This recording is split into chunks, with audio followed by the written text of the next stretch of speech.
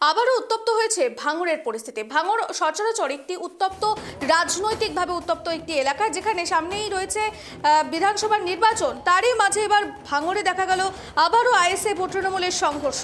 যেই সংঘর্ষে আহত হয়েছেন প্রায় একাধিক। দেয়াল লিখনকে কেন্দ্র করে সেখানে উত্তপ্ত হয়ে উঠেছে এলাকা। ভোট ঘোষণা হতেই শুরু হয়ে গিয়েছে দেয়াল লিখন। রবিবার রাতেই ভাঙড় 1 নম্বর ব্লকের বড়ালি মাঝের পাড়া এলাকায় দেয়াল লিখনকে কেন্দ্র করে, এই দেয়াল দখলকে কেন্দ্র করে সংঘর্ষের বাধে আইএসএফ ও তৃণমূলের মধ্যে। অভিযোগ, আইএসএফের কর্মী সমর্থকরা চুন দিয়ে দেয়াল দখল করার, তার পরবর্তীতে তৃণমূল কর্মী সমর্থকরা দল বেঁধে এসে সেখানে আইএসএফ কর্মীর উপর হামলা চালায় এবং বেধড়ক মারধর করে। সেই পরিস্থিতি তার পরবর্তীতে আরও উত্তপ্ত হয়ে উঠলে সেই সংঘর্ষে আহত হয়েছেন একাধিক। আপনাদেরকে জানাবো এই বিষয়ে আরো বিস্তারিত। এই মুহূর্তে আমাদের সঙ্গে টেলিফোন লাইনে যুক্ত হয়েছে আমাদের প্রতিনিধি গোপাল। গোপাল, ভাঙড়ের পরিস্থিতি আবারও উত্তেজিত হয়েছে, যেখানে আইএস এবং তৃণমূলের সংঘর্ষে আহত হয়েছেন একাধিক। কি জানাচ্ছে দুই পক্ষ? দেখো শ্রেষ্ঠ, তোমাকে বলে রাখি, ভাঙড় যেন অশান্তি আর থামছে না। নির্বাচন ঘোষণা হওয়ার পর থেকে মুহুর্মুহু কিন্তু আইএসএফ তৃণমূলের মধ্যে সংঘর্ষ লেগেই রয়েছে। গতকালই আমরাই প্রথমে খবর ব্রেক করেছিলাম, 1 নম্বর ব্লকের বড়ালি এলাকায় দেয়াল লেখাকে কেন্দ্র করে বিশাল মারামারি ঘটনা ঘটেছিল। আইএসএফ এর 4 জন গুরুতর আহত হয়, তৃণমূলেরও 2 জন আহত হয়।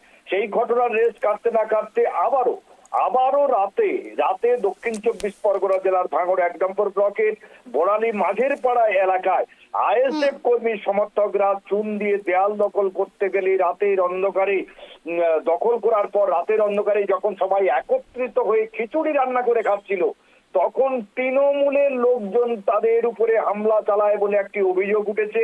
সেই হামলার জেরে বেশ কয়েকজন গুরুতর আহত হয়। তাদেরকে প্রথমে নলবড়ি ব্লক হাসপাতাল, পরে কলকাতায় রেফার করা হয়েছে বলে আইএসএফ এর দাবি। কিন্তু একটা জিনিস দেখো, মানুষ যখন তৃপ্তির খাওয়া খাচ্ছে বলতে পারো, সারাদিন কাজকর্ম করে যেই কাজ করুক না কেন, একত্রিত হয়ে যখন তারা খেতে বসেছে তখন তাদের উপর আক্রমণ। এটা কিন্তু রাজনৈতিক বিশ্লেষক রয়েছে বা মানুষজন ভালো চোখে দেখছে না। তবে আইএসএফ যেটা অভিযোগ করেছে, তৃণমূল সেই অভিযোগ অস্বীকার করেছে। কারণ অভিযোগ অস্বীকার, এটা কিন্তু বিগত দিনের ঘটনা, প্রতিবারেই এই ঘটনা ঘটে, এবারও তার ব্যতিক্রম হয়নি। তৃণমূল অস্বীকার করেছে, আইএসএফ অভিযোগ করেছে। তবে ঘটনাস্থলে র্যাব রয়েছে, কেন্দ্র বাহিনী রয়েছে। সকাল পর্যন্ত এখনো পর্যন্ত কাউকে গ্রেপ্তার করা হয়নি, তবে র্যাবের যে টহলদারি তা জারি রয়েছে।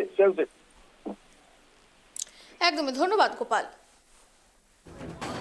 যে খবরের দিকে আমরা নজর রাখছিলাম, ভাঙড়ের পরিস্থিতি আবারও রাজনৈতিকভাবে উত্তপ্ত, যেখানে দেয়াল লিখনকে কেন্দ্র করে আইএসএফ এবং তৃণমূলের মধ্যে তুমুল সংঘর্ষ এবং হাতাহাতিতে পরিণত হয় সেই পরিস্থিতি।